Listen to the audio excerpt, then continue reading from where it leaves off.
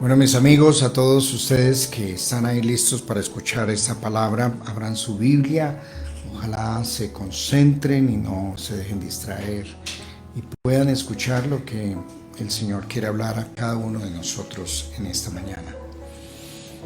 Uno a veces piensa que, que el asunto es orar, no importa cómo sea y el contenido que tenga, que el asunto es orar. Y uno asume que si usted ora, no importa cómo ore, que Dios lo escuche, porque el asunto es orar. Y me parece que el asunto no es orar, el asunto es saber cómo orar y cómo pedir y la actitud del corazón de la persona. Porque hay gente que le dice a uno, hermano, vea, yo me tiré 3 ayunos y estoy orando toda una mañana. Puede ser que lo que hizo fue perder tiempo, porque el Señor dice que esto no es por lo larga de las oraciones, las repetideras, sino que hay que saber de verdad cómo uno ora.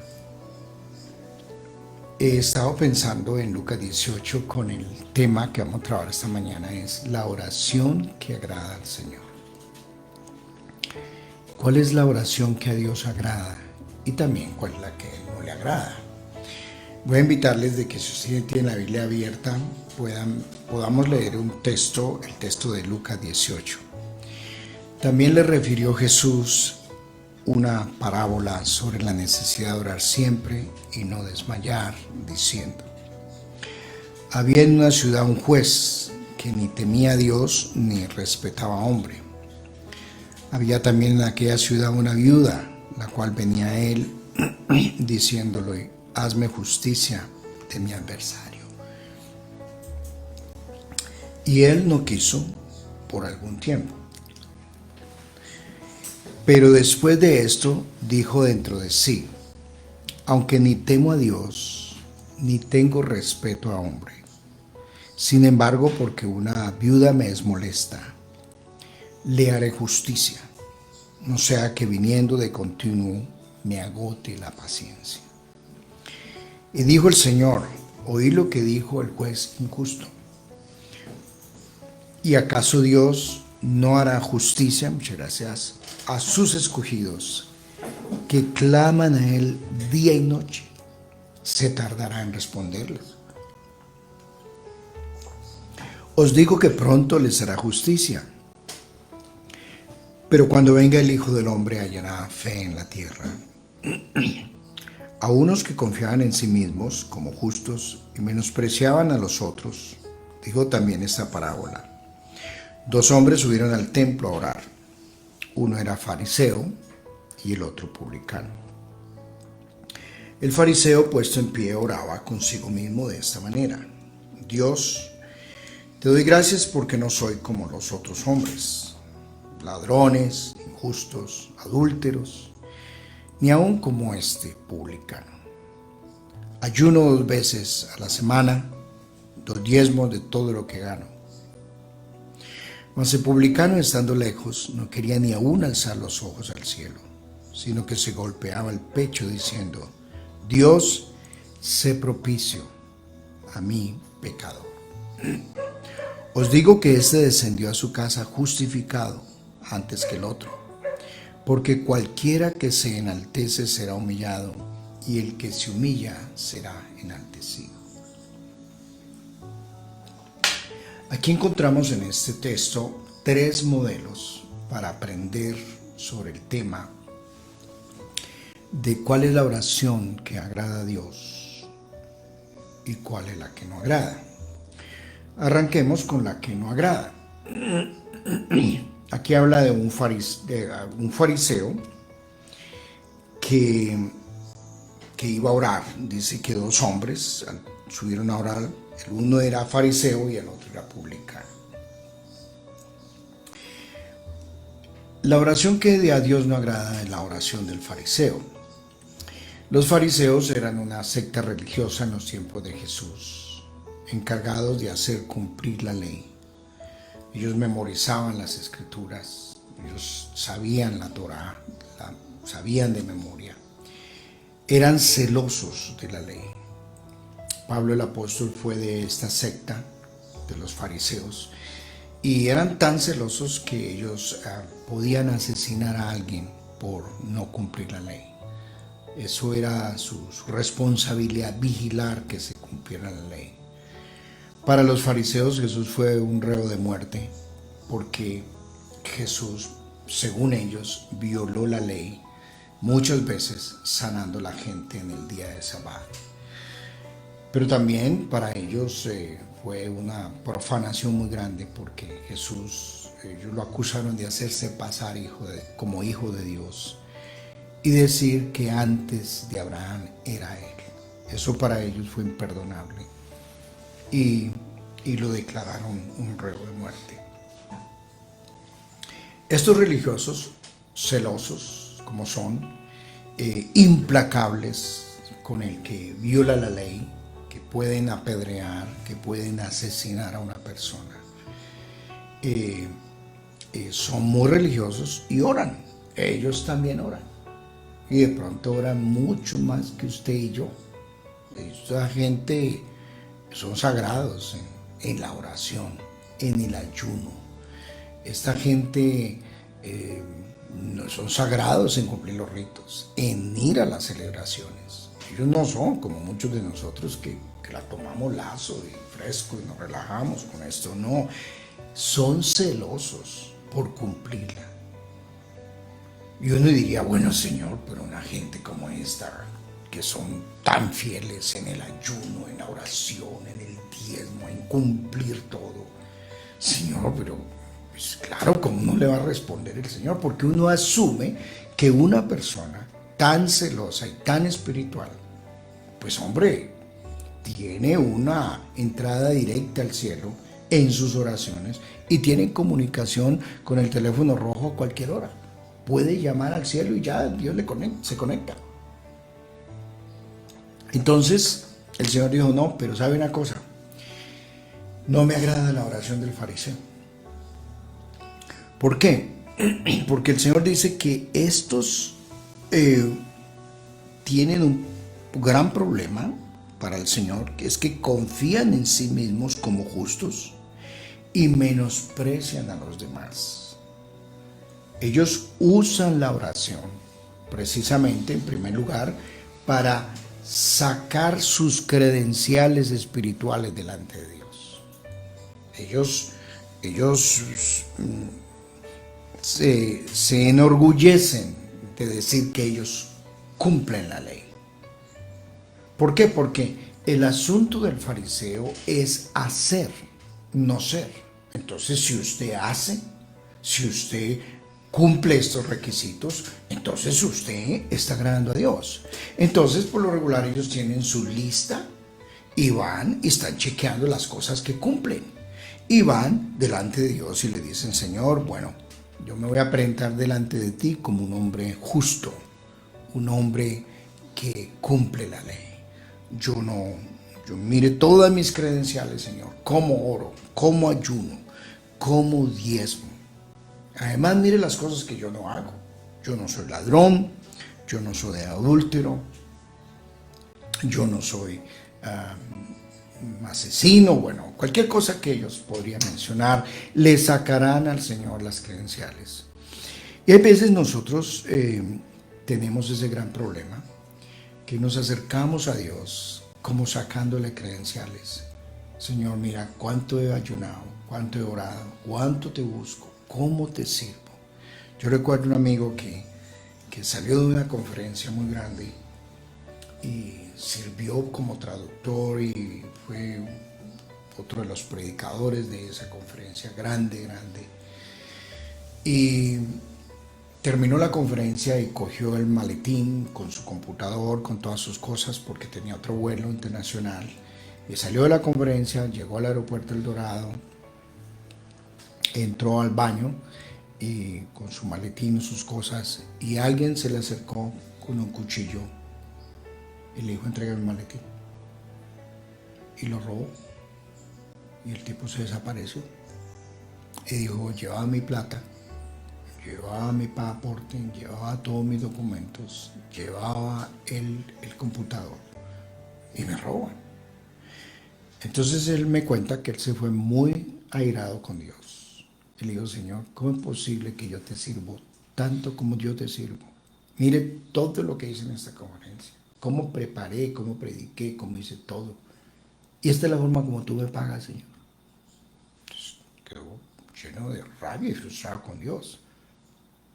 Y a veces nosotros creemos que por nuestras credenciales espirituales, que porque nosotros ayunamos, porque oramos, porque servimos, que predicamos, entonces Dios está obligado a que nada malo me pase, a que no me enferme, a que no tenga problemas económicos, a que no tenga problemas en la salud, que no tenga problemas con la familia. Entonces Dios está obligado, porque pues, que el Señor mire todo lo que yo hago. Entonces, ¿cómo me va a ir a mí mal en esto? Y no, eso así no opera. La oración así no opera. Y sí que menos cuando nosotros consideramos que somos más justos que otros. Nosotros somos más espirituales, nosotros no somos tan pecadores, nosotros no adulteramos, nosotros no robamos. Y me llama la atención que el tipo le sacó la lista de las cosas que él no hacía. Que no era ladrón, que no era injusto, que no era adúltero. Pero de pronto no sacó la lista de las otras cosas que sí hacía. Y cometemos el error nosotros de pensar que somos más espirituales que otras personas porque nosotros no hacemos ciertas cosas y sí las hacemos. Y ese es un grave error. Porque aquí el asunto no es hacer, es lo que somos. Somos pecadores. Hagamos o no hagamos. Hagamos o no hagamos, todos merecemos el juicio. Todos estamos condenados. Vaya a una iglesia o no vaya a una iglesia. Ayune o no ayune. No, esto no es por cumplimiento de los ritos de la ley. No es esto. Es en una actitud distinta que nosotros nos acercamos al Señor. Entonces, ¿cuál es entonces la oración que agrada al Señor? Pues la oración, la de la viuda. La viuda no se presenta delante del Señor con ningún recurso. La viuda no tiene nada. La viuda es quebrada. La viuda es una mujer desesperada. Es una mujer, en nuestros términos, llevada. Es una mujer que no tiene ni quien la defienda. Porque fuera de eso hay un sistema injusto que seguramente la ha despojado de lo poquito que tenía. Y las viudas, como en los tiempos de Jesús y en estas épocas también, son abandonadas. Muchas de ellas ya son de edad, son ancianas, están tiradas por allá en ancianatos, abandonadas por los hijos, abandonadas por todo el mundo, por el gobierno. Y en la época de Jesús, pues sí que más. Entonces esta viuda no se presenta delante de Dios con credenciales. Ella no le dice, Señor, es que yo soy muy generosa, es que yo soy una gran mujer de oración, es que tú sabes que yo soy muy santa, que es que, Señor, yo tengo mucho poder en la ciudad. No tiene nada. Es una mujer que se presenta abandonada, triste, con un desamparo total. Son los verdaderos pobres espirituales que el Señor habla. Estos son los bienaventurados, los desesperados por Dios, los que oran día y noche desesperados para sobrevivir, por el pan de cada día, por su presencia, lloran por su pecado, por su condición espiritual. Son los que dicen, Señor, yo no tengo otra forma de sobrevivir sino tu ayuda.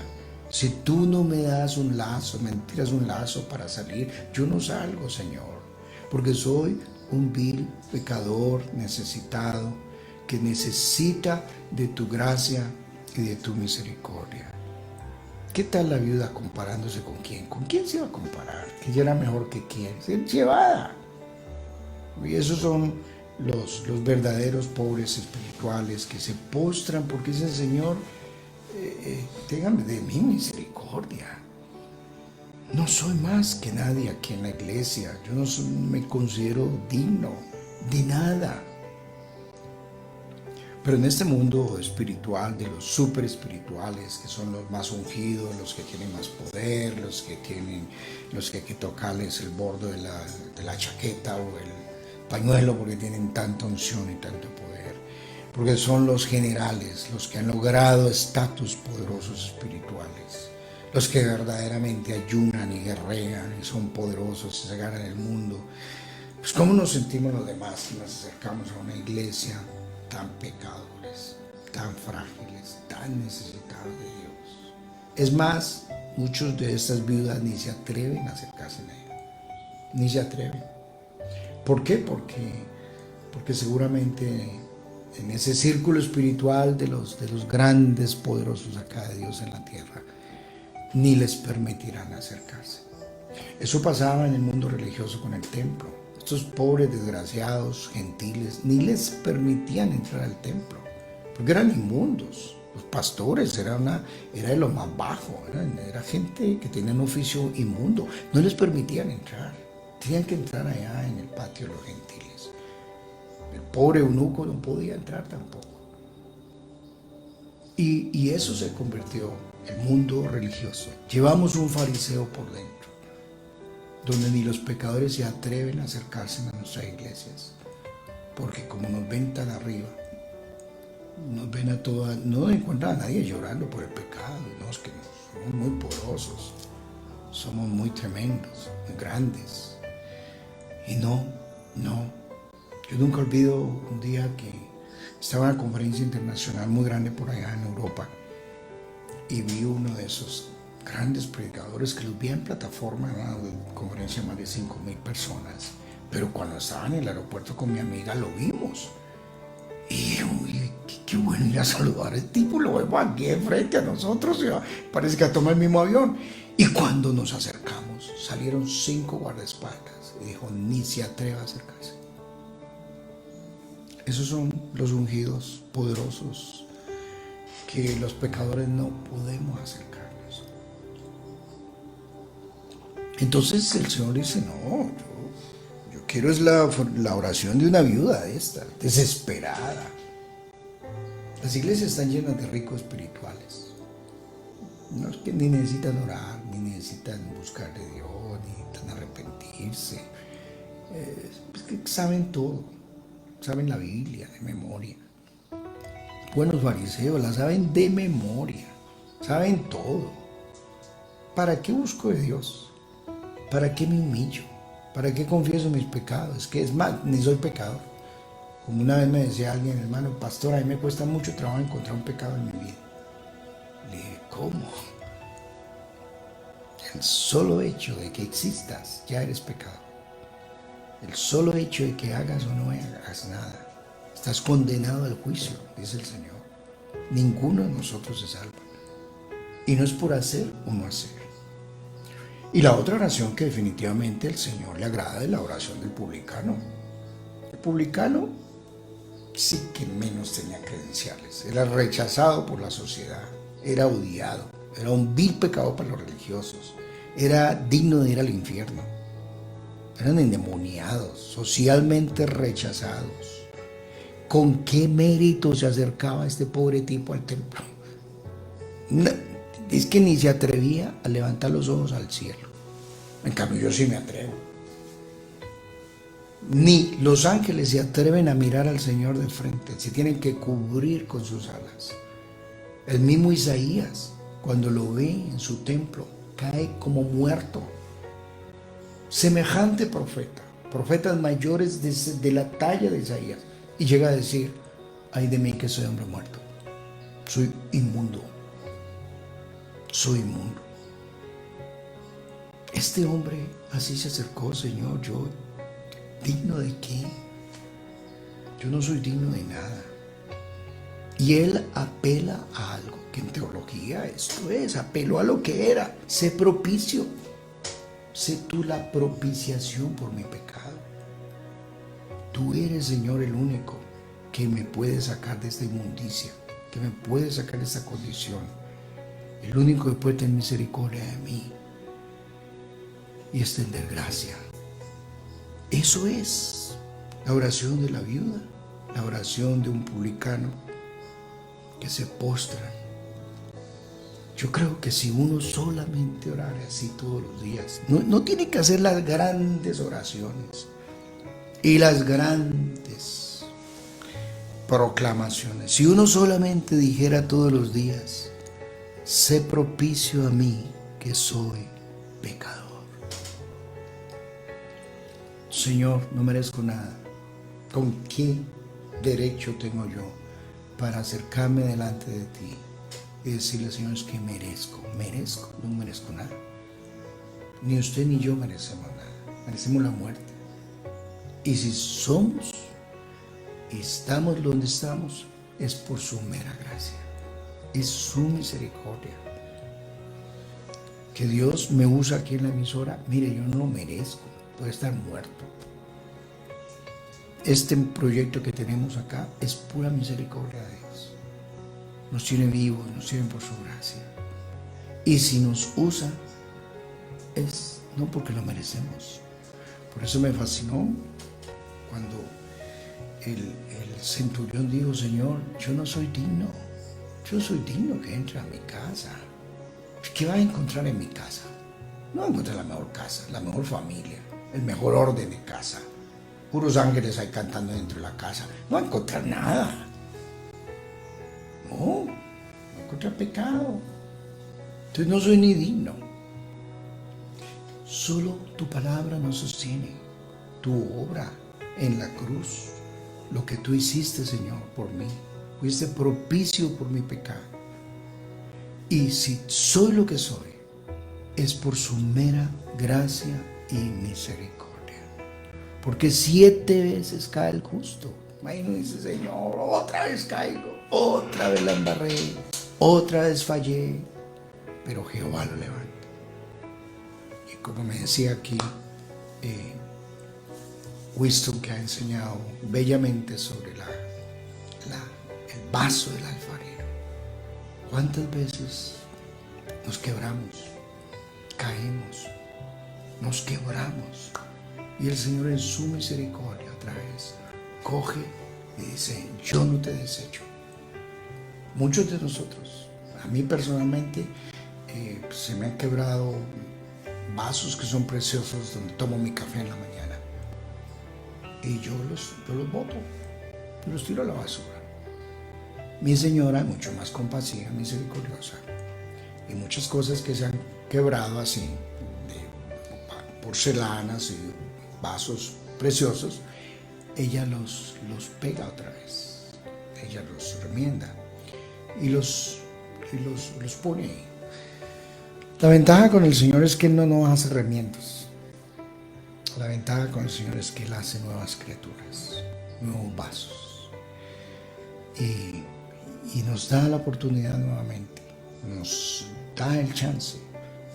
¿Quiénes son los que tenemos, ojalá tú y yo tengamos derecho, no derecho, pero libertad, confianza de entrar en la presencia de Dios? Son los que nos acercamos al trono de la gracia. Los que entendemos que es solo por gracia, que no es por mis obras, no es por mis actos de justicia, sino los que decimos, Señor, es solo por tu gracia que me acerco a ti. Y recibir esa misericordia. Ahora el Señor dice, mira, en últimas la viuda y el publicano tenían una marca distintiva, y era la fe. Era la fe. ¿Por qué? Porque la fe no descansa en las obras. La fe descansa en la obra de Cristo. Y eso es lo que el Señor dice, ¿será que yo encontraré fe en la tierra? Templos llenos, sí, y gente llena, orando, sí, de pronto sí, pero muchas oraciones de fariseos, de ricos espirituales. Pero cada vez van a escasear más las viudas y los publicanos, los que oran así, con corazón contrito y humillado, los que se tiran al suelo y lloran por su pecado y su condición, los que dicen, Señor, si tú no me das la mano, si tú no me sostienes, no tengo otra forma de sobrevivir. Y no es por mis méritos, no es por mi obra, sino por la obra de Cristo en la cruz. Y así vivimos proclamando su victoria, su gracia que me sostiene. Y esos son los hombres y mujeres de fe. Fe no descansa en mí, sino en la obra de Cristo, en su justicia, en su propiciación por nosotros, por nuestro pecado. Que el Señor a usted y a mí nos dé un corazón y un espíritu de oración como el de la viuda y como el del publicano. Que Dios nos dé la bendición de acercarnos a Él con corazón contrito y humillado, porque eso es lo que el Señor no desprecia. Eso es lo que al Señor le agrada. Que Dios te bendiga, aumenta tu fe, fortalece tu fe, y que el Señor te prepare con una fe sólida de un hombre y una mujer que oran día y noche, así como el Señor nos enseña, para que esté fuerte y sostenido para los días difíciles antes de la venida del Señor. Que Dios te bendiga al haber escuchado esta palabra y la atesore en su corazón y la comparta con otras personas que necesitan escuchar esta palabra.